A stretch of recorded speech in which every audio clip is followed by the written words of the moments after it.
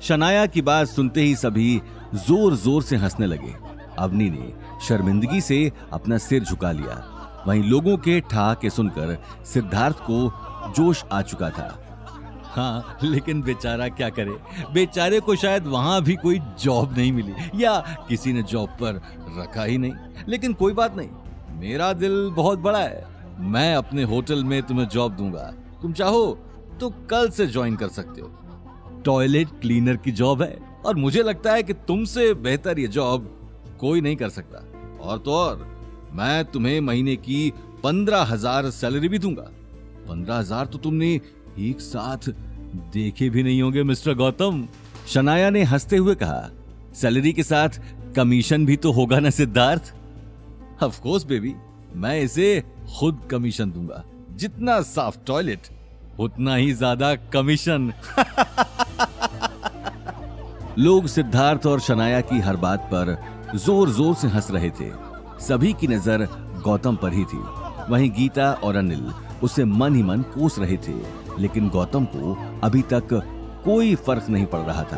Thank you, लेकिन मुझे तुम्हारे होटल में जॉब करने में कोई इंटरेस्ट नहीं है। शनाया ने तुरंत कहा, साफ कहो ना, तुम्हारे अंदर एबिलिटी नहीं है कोई काम करने की। किसने कहा मेरे अंदर एबिलिटी नहीं है? शनाया ने फिर हंसते हुए कहा, अच्छा जरा मुझे भी पता चले कि तुम्हारे अंदर क्या एबिलिटी है। एक बात अपने छोटे दिमाग में डाल लो, सिद्धार्थ के सामने तुम्हारी कोई औकात नहीं है। अरे छोड़ो ना शनाया, तुम भी किससे मुझे कंपेयर कर रही हो? ये बात कहकर सिद्धार्थ हंसते हुए गौतम के आसपास चक्कर लगाने लगा। वो अभी तक अवतार में हुई बेइज्जती भूल नहीं पाया था। सिद्धार्थ पंडित, पैसे के दम पर इतना मत उछलो। कहीं ऐसा ना हो कि कल तुम्हारे पास ये दौलत भी ना रहे और फिर कोई इसी तरह तुम्हारा भी मजाक उड़ाए। भूलो मत कि अच्छा वक्त किसी का सगा नहीं होता।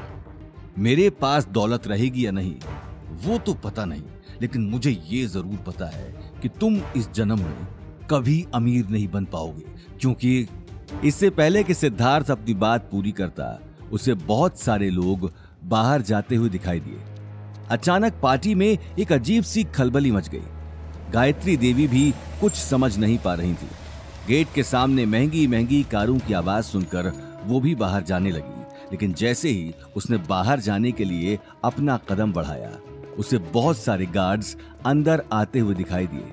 सभी के हाथ में महंगे महंगे गिफ्ट थे। एक ही झटके में सभी गार्ड्स ने हॉल में गिफ्ट्स का ढेर लगा दिया।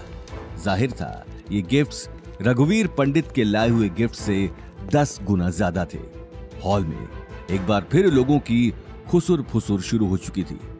कुछ देर पहले जो लोग गौतम का मजाक बना रहे थे, अब वही लोग हॉल में रखे हुए गिफ्ट्स और गोल्ड और सिल्वर की ज्वेलरी के बारे में बात कर रहे थे।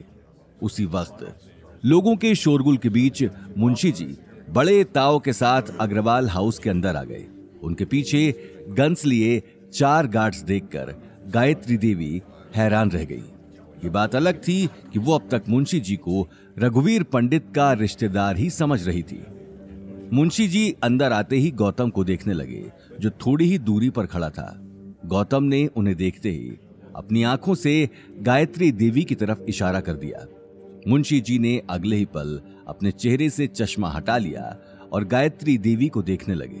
हेलो मिस गायत्री जी, आपको आपकी पोती की सगाई के लिए बहुत बहुत शुभकामनाएं। ये सारे गिफ्ट जोधपुर के राठौड़ परिवार की तरफ से छोटा सा नजराना है। उम्मीद है आपको पसंद आया होगा। हमारे हुक्म ने खास मुझे इस पार्टी में भेजा है। राठौड़ परिवार का नाम सुनते ही गायत्री देवी हैरान रह गई। गायत्री देवी बिजनेस में एक्टिव होने की वजह से राठौड़ परिवार के बारे में अच्छे से जानती थी। जोधपुर के साथ साथ रघुवेंद्र राठौड़ का बिजनेस कई जगह फैला हुआ था और इस बात से पूरा जोधपुर वाकिफ था। लेकिन गायत्री देवी इतने बड़े आदमी का अपने घर पर आने का मतलब समझ नहीं पा रही थी। गायत्री देवी के साथ साथ रघुवीर और सिद्धार्थ का भी यही हाल था। वहीं दूसरी तरफ अवनी के दिमाग में कई तरह के सवाल चल रहे थे। रघुवीर भी देखते देखते मुंशी जी के पास जाकर खड़ा हो गया।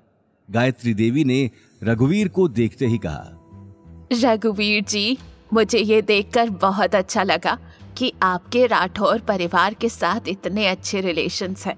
जो उन्होंने हमारी इतनी छोटी सी पार्टी में आने की जहमत उठाई।